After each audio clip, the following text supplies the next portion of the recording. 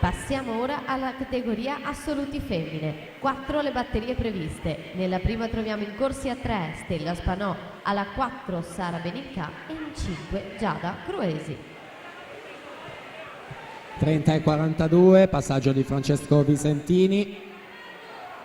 In questa gara il criterio di Riccione, medaglia d'argento.